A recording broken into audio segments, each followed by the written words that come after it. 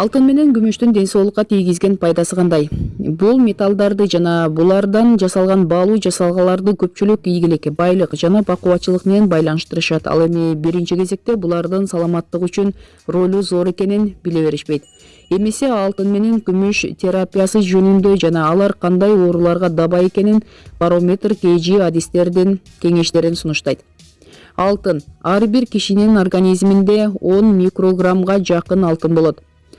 Анын жарымы сөөктөрдүн курамына туура келип, алардын ийкемдүүлүгүн камсыз кылууга жардам берет. А бирок организмдин күнүнө канча көлөмдө алтын керектээрин окумуштуулар ушул күнгө чейин иликтей албай келишет.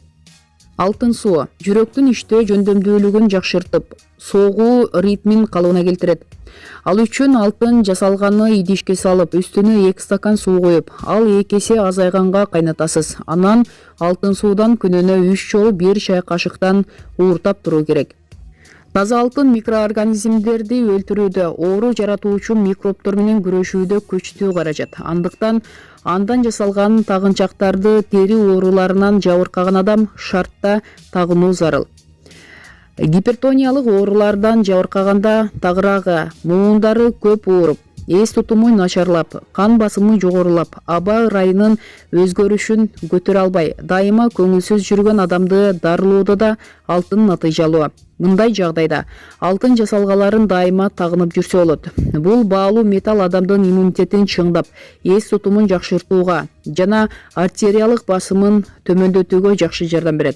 Атүгүл анын таасиринен организмдеги эпилепсия оорусунун таасири басаңдашы же таптакыр жоголушу мүмкүн. Бул үчүн алтын жасалганы күн сайын белгилүү бир убакытта, белгилүү бир мөөнөткө чейин колдо кармап отуруу кажет. Алтындын депрессияны жоготуучу, стресске кабыл кылбоочу жана адамды өзүнө ишенимдүү кылуучу касиети күчтүү. Ананда мындай сапаттарды жаратууда башка жасалгаларга салыштырмалуу шакектин орду чоң деп айтылат. Муну колдонгон адам эң башкысы ушундай болооруна ишениши керек экен. Таш чөгөрүлбөгөн алтын шакекти таза сууга салып, 1 саатка жакын тыныктыруу зарыл. Андан кийин аны чыгарбастан ал суу менен оозду чайкап 15 мүнөттүк тыныгуудан кийин дагы чайкап отуруп, бул процессти 4-5 жолу кайталаса, ал чыдаткыс тиш ооруну басаңдатат же биротоло басат. Ошол эле маалда оозду жагымдуу жыттантып коет. Алтындын жардамы менен муундарда, умуртка тутумунда жана боордо пайда болгон ооруну да дарыласа болот. Ал үчүн таза алтын шакекти ооруган бөлүккө коюп, улам ары жылдырып, кайра бери жылдырып отуруу керек. Ал эми омуртканы шакек менен жогорудан ылдый белге чейин сыласа, оорунун көчтүү табы кайтып кетет. Эскертүү: алтын бул жаатта бардык адамдарга бирдей таасир бербейт. Организмге жакпаган маалда ал көңүлдү чөктүрүү, чачтын түшүүсүн көбөйтүү, тиштин абалын бузуу, боор бөйрөктү оорутуу жана аллергия берүү менен таасир этиши мүмкүн. Мындайда сизге жогоруда көрсөтүлгөн терапияларды жасоого болбойт. Күмүш бул организмде мээнин, сөөт кандарынын, кандын курамы үчүн маанилүү элемент. Адам 1 суткалык рационунда 88 мг күмүш ионун кабыл алышы шарт. Тилекке каршы азыркы күндө муну ишке ашып жатат деп айтууга болбойт.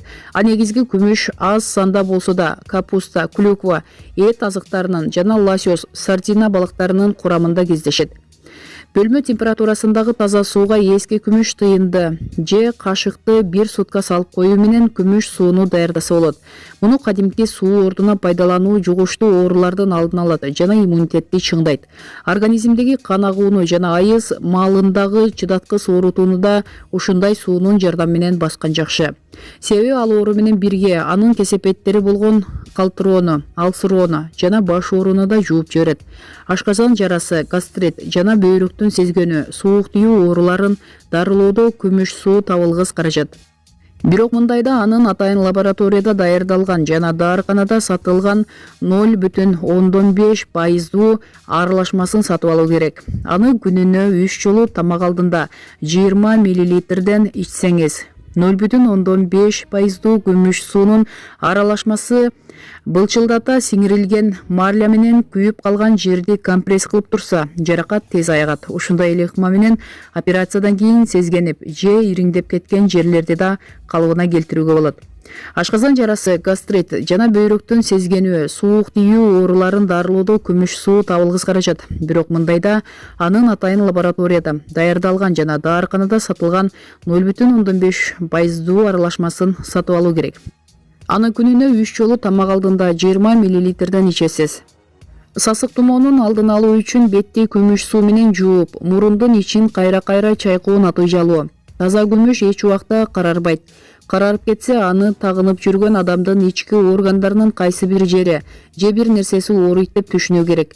Бул жагынан алганда күмүш жасалгалары адам үчүн ооруну ачыктоочу же козгоочу кызматты аркалайт. Күмүш жасалгаларды тагынып жүрүү тамак сиңирүүчү органдардын иштөө жөндөмдүүлүгүн жакшыртат. Кичинекей баланын териси өзгөчө кам көрүүнү талап кылат эмеспи?